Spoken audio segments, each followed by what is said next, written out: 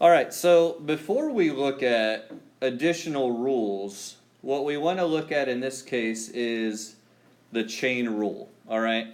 And the reason why is because we have functions, even with our polynomials that we've done so far, we have functions like this. Let's say we had the derivative, we wanted to get the derivative of 3x squared plus 5x minus 7. What would the derivative of that be? 6x plus 5. That's nice, okay? That's easy. However, what if I had this 3x squared plus 5x minus 7 to the fourth power? What would I have to do at this point in order to find the derivative? First distribute the, multiply the exponent to each of the terms inside it. Well, you're on the right track, but that's not how we would do it. We've got to expand it, right? Which means we'd be doing a lot of extended foiling, right? We would be writing this 4 times. Wouldn't you just find the derivative in the parentheses and the derivative? Well, that's what we're going to learn how to do, okay? And that's where the chain rule is very useful, all right?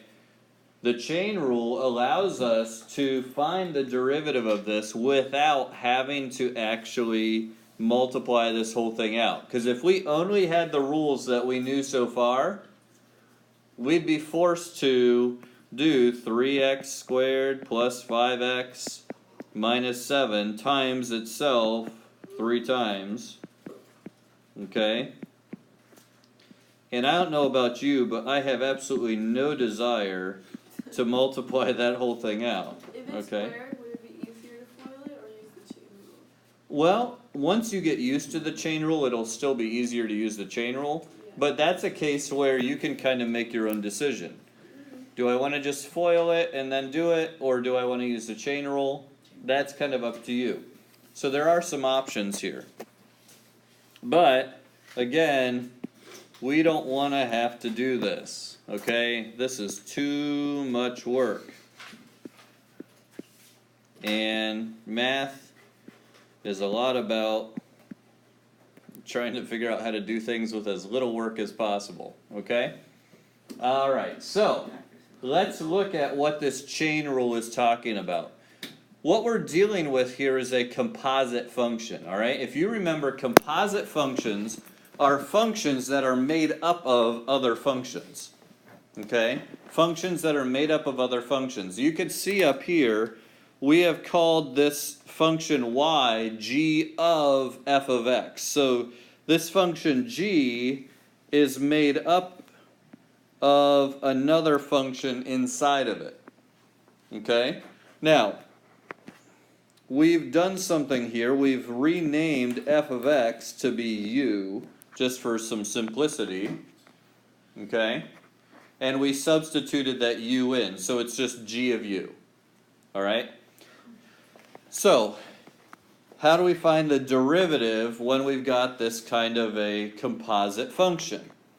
Well, the key here is that you have to identify what the outer function is, what the g is, and then what the inside function is, the u. Now, if you went through pre-calc honors, you had parts when you were talking about functions where you decomposed functions into what's the outer function, what's the function inside of that, sometimes even 3 functions, okay? So you were able to find g of f of x or f of g of x and figure out what those functions are, okay? Now, you'll notice the notation here, dy dx is going to be either, you could see it as g prime of f of x times f prime of x, or another way of writing this is the derivative of y with respect to x is the derivative of y with respect to u times the derivative of u with respect to x. Okay? Notice if I multiply, the du's cancel and I get dy dx. Okay? Now, both of these notations are not super intuitive, but notice what's happening in both of them. In both of them, this inner function, whether it's written as f of x or whether it's written as u, is staying the same when you take the derivative of this outer function. Okay? So, to kind of put it into words, the derivative of the outer times the derivative of the inner. Okay? And note, when you're finding the derivative of the outer, the inner function should stay the same. Okay? So let's revisit this problem down here and see how this would work. Okay? So, if my function y is this 3x squared plus 5x minus 7, I need to see this as two separate things. So the first thing we need to do is identify what is this outer function. Okay? What is the outer function? And one way to do this is to think, okay, if I were evaluating this for some value of x, what's the last thing I would do? With like PEMDAS and stuff. What's the last thing I would do here? Exponent. I would do that exponent, that's something to the fourth power. All right? So when I'm looking at this in terms of g of u, Or would it be like u to the 4? So yeah, at it's 4 u to the fourth. So at 4 times 3x squared plus 5x plus 7? Yeah, we'll get, yeah. All right? Now, what is the u? The u is the inner function. What is that in this case? 3x squared plus 5x minus 7. Yeah, it's a 3x squared plus 5x minus 7, okay? So if I'm finding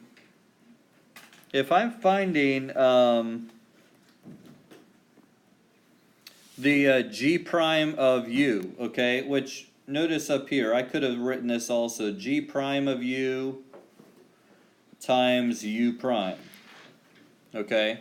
That's just another way of, same concept, just a little different notation. All right, first of all, what is g prime of u? 4u cubed. Yeah, 4u cubed. Okay, 4u cubed. So we have something to the fourth. The derivative of something to the fourth is 4 times something to the third. Okay? What is u prime? 6x plus 5. Yeah, 2 times 3 is 6, x to the first, plus 5, and the derivative of negative 7 is 0. Okay? So, when I find the derivative of y with respect to x is going to be that g prime of u times the u prime. But I want the derivative in terms of x, right? Not u's. So what do I need to do at the end? Plug u back in, okay? So this is 4 times u, 3x squared plus 5x minus 7, to the third power, times 6x plus 5. Okay? That's it? And that's it.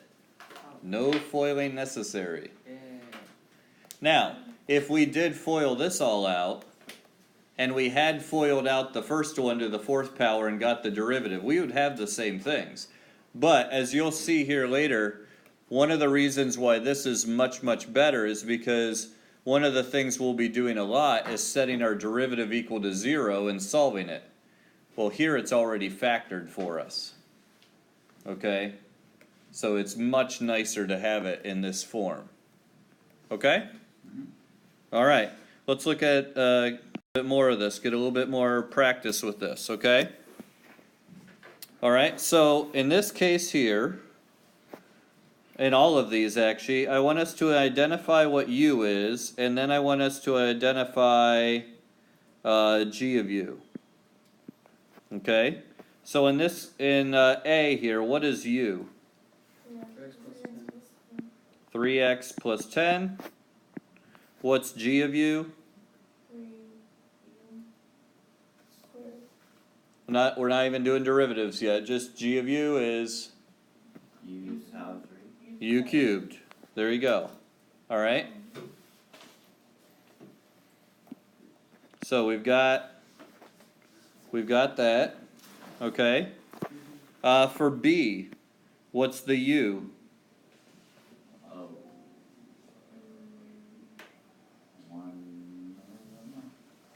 2x plus 4. Just the 2x plus 4. Okay. What's g of u? 1 over. Negative. 1 over u, or u to the negative 1. Okay? Alright, how about c? What's the u on c? X squared minus 3x. What's the g of u? No, 1/2. 2x. U to the power of 1/2. U to the 1/2, or radical u. Okay? So think about these. Okay, what is happening to this here? It's this x squared minus 3x is being square rooted, so that's the outer function. Okay? Alright, and then how about d? What's the u? 3x minus x squared. Good. So what is the g of u?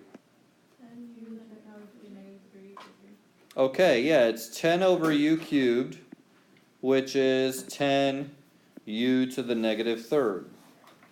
Okay?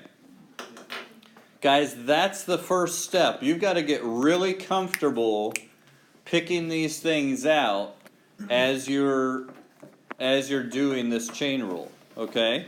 So now we can identify, hey, what's u prime and what's g prime of u? And as a result, then we can get the final dy dx. Okay? So, thinking about these u's, let's go through and figure out, okay, what's u prime on A? 3. 3. What's u prime on B? 2. 2. What's u prime on C? 2x minus 3. 2x minus 3. All right, is everyone with us? Are we understanding this? Okay. What's the u prime on D? 3 minus 2x. Okay. 3 minus 2x. All right, so all of these, we're just taking the derivative of that u. Okay?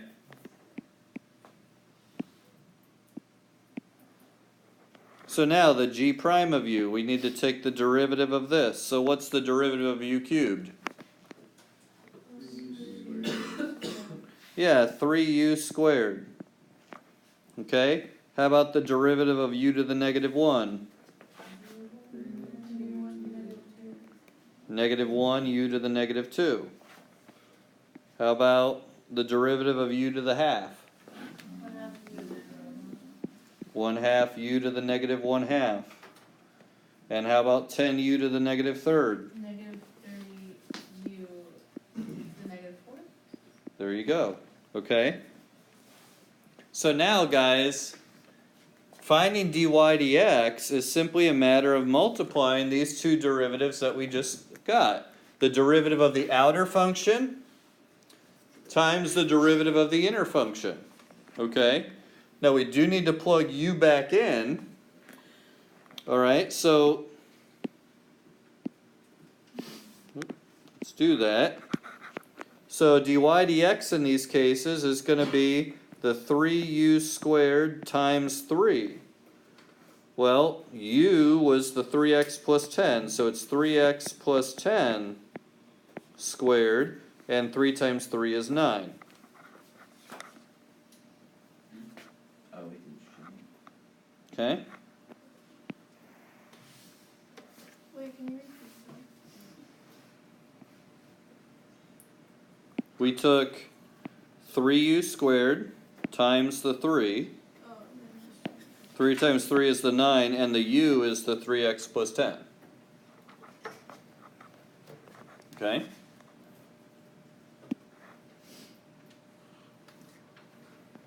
On the second one, it's a negative 1 u to the negative second power times the 2. Okay, so g prime of u times u prime. Now I simplify it, that's going to be a negative 2 over the u squared. Okay, well the u was a 2x plus 4. Okay?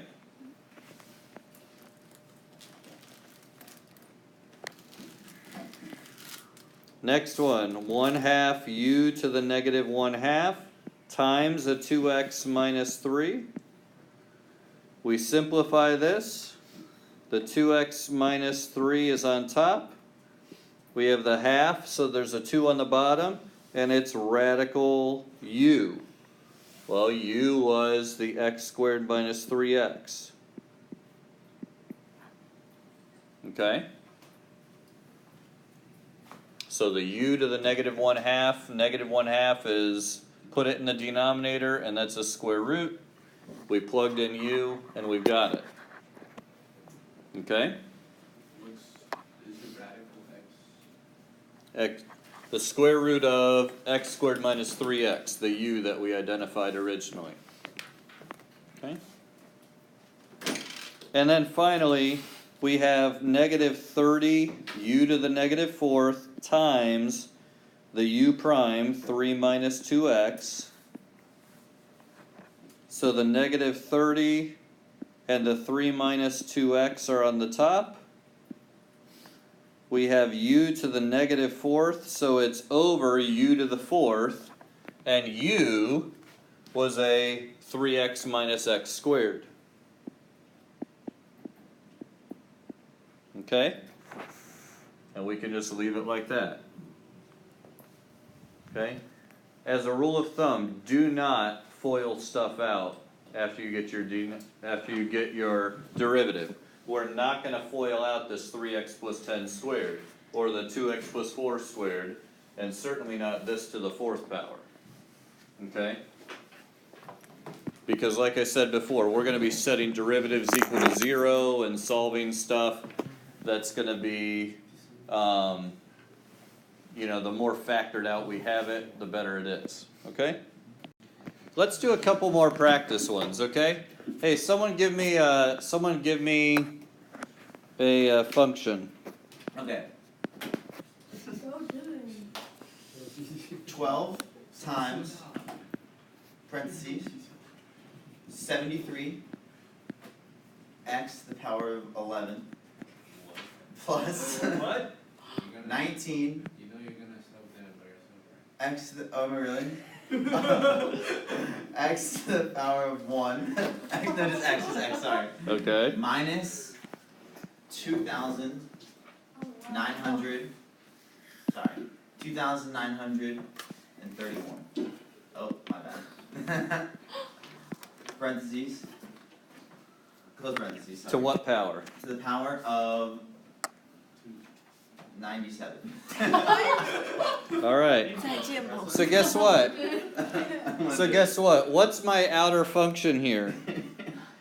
12 to the power of 97. Okay, yeah. G of u is 12u to the 97th power. What is g prime of u?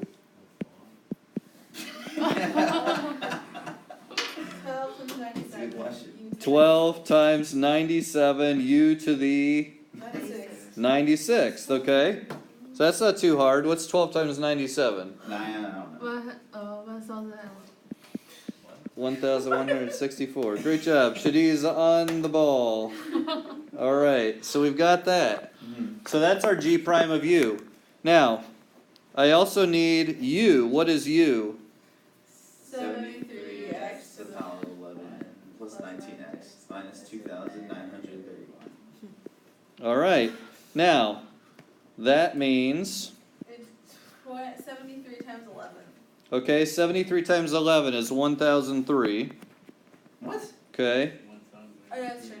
How did you, what? Cause it's seven, when you Nah, it's okay, multiply it's 11, okay. it's 7, It's okay. okay. oh come on, you guys know the trick, right? No? If you multiply a 2-digit number I put, yeah. by 11, you add the 2 digits together, and you stick that between the 2 original digits. And if it adds up to more than 10, you just carry the 1. Oh wait, so it's not 1000, sorry. I messed that one up. It's 8003. Or 803. 803, yeah, I knew it was wrong, but I know Sorry. I did it so quickly. Yeah, 7 plus 3 is 10. So I put the 0 in the middle, carry the 1, so it's 800. And then I put the 3 at the end. And it's all because of multiplication. 73, For some of them though. if I'm multiplying 73 by 11, I have 73 times 1. I put a placeholder because I'm multiplying by 10 now. And I have a 73. So you're adding the 2 digits and sticking it in the middle. Okay? So there's your trick for the day. There you Okay? Alright, but anyways, we've got it now. 803 x to the 10th plus 19. Okay? So, dy dx is going to be 1164 u to the 96th times 803 x to the 10th plus 19. go. Okay? Whoever came up with this. Well, what's u? U was this 73 and stuff, okay? So this is 1164, 73x to the 11th plus 19x minus 2931 to the 96th power now times 803x to the 10th plus 19. Okay? So guys, here's the thing. No matter how complicated this is, you're using the same procedure. What's the outer function? What's the inner function? Do the derivatives and put it together. Multiply them together. And you've got it. Okay?